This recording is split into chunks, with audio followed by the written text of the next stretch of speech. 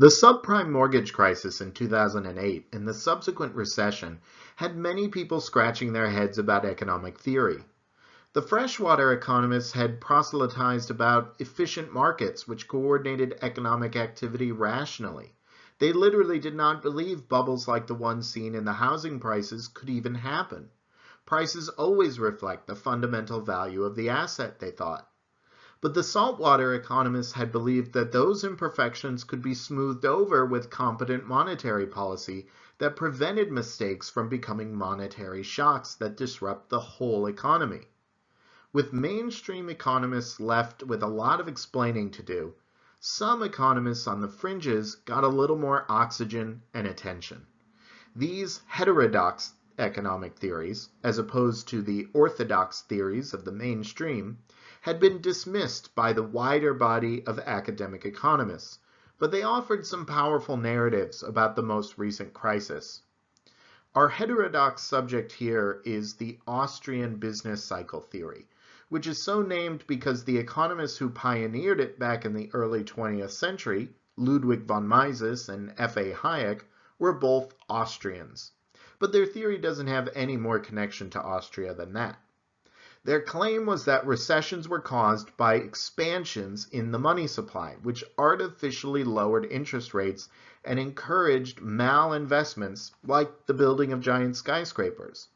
For Austrians, the original sin that leads to recession is when the Federal Reserve prints more money, flooding credit markets with cash and pushing interest rates down, distorting the economy and pushing it into an unsustainable boom which must be paid for eventually by a painful crash. The Austrians thought Keynes took economists in the wrong direction by aggregating spending and production into aggregate demand and aggregate supply. By summing everything together, you lost important details in how market economies and the price system coordinate production through its many stages. Hayek explained this with a triangle. Each one of these bars represents a stage of production along the way to producing a final good or service for people to consume. The shortest bars on the left represent the earliest stages, such as research and development. These are capital-intensive stages that require some risk-taking and some borrowing to get started. But along things go through different stages, being modified and molded until the value of what can be created with our resources is maximized at the final stage where the consumable product is made. The stages at the end require less capital than those at the beginning and less financing. Because different parts of the economy can have different stages, Hayek represented this process with a simple triangle, showing the increasing value of what is produced as it moves through the production process over time. What Hayek wanted to convey was that changes in the level of consumption lead to structural changes in the economy. When people consume less, that means they are saving more, which provides more money to be lent out as investment. The reduction in consumption changes the structure of the triangle to favor the earlier, more capital-intensive stages of the production process. This isn't particularly controversial. What Hayek is pointing out with this triangle is that the more we save, the more we forego consumption today to invest in new ventures, which will pay off with even more consumption later. That is, the more we save, the more our economy will grow. That's the same conclusion the solo model would make too. We can get a better look at this change by adding our production possibilities frontier. We talked about this all the way back in Chapter 3, and if you don't remember, I would recommend going back to watch that video again. The production possibilities frontier shows how scarcity means we face a trade-off in production, and the curve represents the limit of what our resources are able to do. If we use all of our resources, land, labor, capital, and entrepreneurship, only for current consumption, there will be nothing left to devote to investment or the creation of new capital. Likewise, if we go all in on investment, then we get no consumption. We want something in between, and the curve shows us what combinations are possible. The Hayekian Triangle can show us where we will land based on the structure of our economy and how many resources we devote to different stages of production. With this economy, this will be our level of consumption, and this will be our level of investment. Of course, innovation allows us to expand our production possibilities and grow the economy to previously unseen levels. When that happens, our production possibilities frontier shifts out, and the Hayekian Triangle expands along with the economy, setting our new level of consumption and investment. But other changes can occur too, and this model gives us a little insight into what those changes mean for the economy. Society might choose to increase their savings and invest more in the future, consuming less now.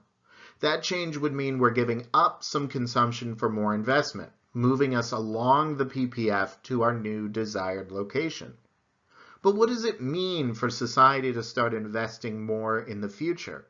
It means more R&D, more investment in these early stages of production where the innovation is really happening that leads to economic growth. Our societal shift changes the structure of the economy to favor those early stages more, transforming the economy to match our movement along the PPF. And of course, the hope is that greater investment will lead to greater economic growth and higher prosperity in the future. So, what does any of this have to do with the business cycle or the ups and downs in the economy? To see the connection, we're going to need the market for loanable funds, which coordinates savings with investment, balancing the trade-off between consumption and investment with the interest rate. You can remind yourself about the market for loanable funds in Chapter 11. The interest rate is what coordinates society's preferences between consumption now and investment in consumption later. The equilibrium in this market is what is really driving our choice along the PPF and crafting the structure of the economy represented by our Hayekian Triangle.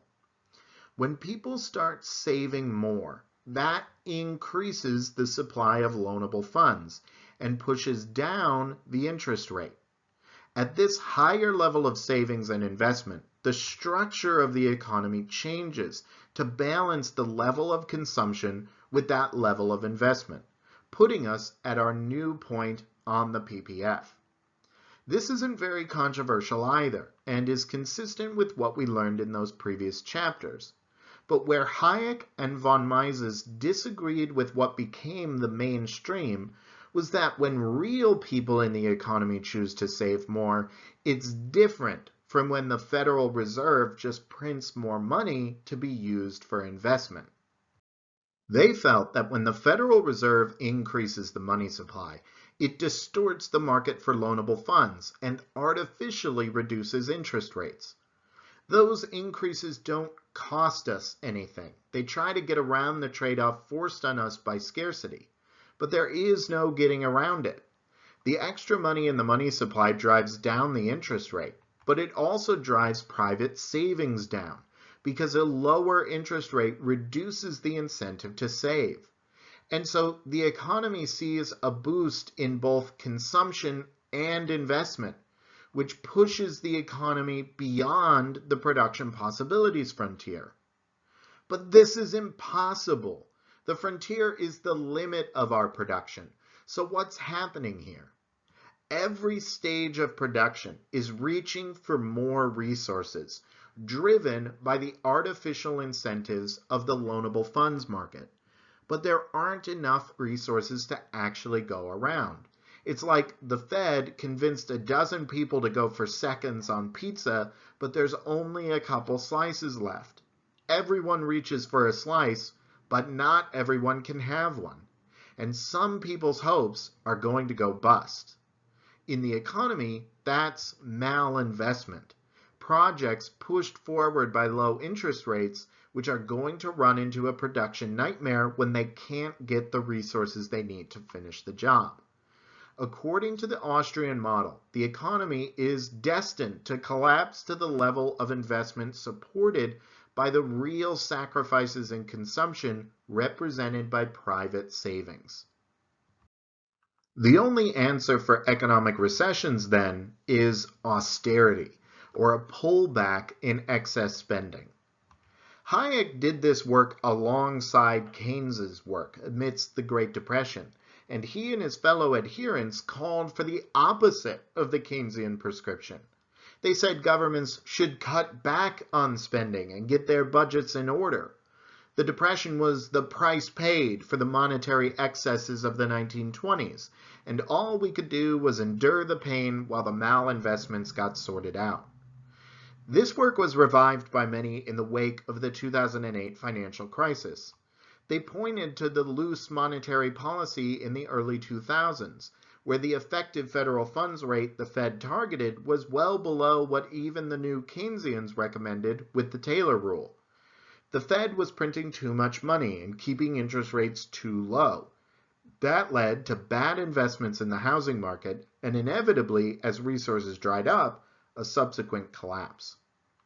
The Federal Reserve, the Austrians say, should be replaced by the gold standard again, backing all money by a fixed amount of gold. But of course, that isn't enough because the money supply can fluctuate just due to bank lending. So many adherents to the Austrian School back full reserve banking, prohibiting banks from lending out any of your deposits. Investment, they believe, should be done by the saver themselves, not by an intermediary like a bank whose incentives might be distorted. The Nobel Prize-winning economist Paul Krugman calls this the hangover theory, because it says that recessions are the consequence of an economy that is partying too hard on easy credit. He writes, "It turns the wiggles on our charts into a morality play, a tale of hubris and downfall, and it offers adherents the special pleasure of dispensing painful advice with a clear conscience, secure in the belief that they are not heartless but merely practicing tough love. Powerful as these seductions may be, they must be resisted, for the hangover theory is disastrously wrong-headed." Why do Krugman and other mainstream economists find the Austrian model so unconvincing? Most think it is missing the details it needs to be coherent, and those details are the ones that lead you to a Keynesian conclusion. How are bad investments translating into an economy-wide recession? It's easy to see why a collapse in the housing market might lead to unemployed real estate agents, but why would it lead to unemployed auto workers? Without the negative monetary shock and a fall in aggregate demand, this is hard to explain. And the Austrian model is very high on markets and their ability to coordinate economic behavior, but without inefficiencies like sticky prices, it is hard to explain why those same markets are falling for what the Federal Reserve is selling. Don't businesses know that interest rates are artificially low and their investment projects aren't really going to work? It doesn't quite hold up to scrutiny. And ultimately, it is a theory that lays the blame of recessions on the doorstep of consumption, essentially saying that buying too many overcoats will lead to more unemployment, a peculiar claim Hayek himself admitted to. Nevertheless, if the Keynesian school emphasized the dangers of letting an economy slip into an economic depression, the Austrian school emphasizes the dangers of letting an economy overheat and burn through its resources too quickly. So perhaps both underrate the narrative on the other side.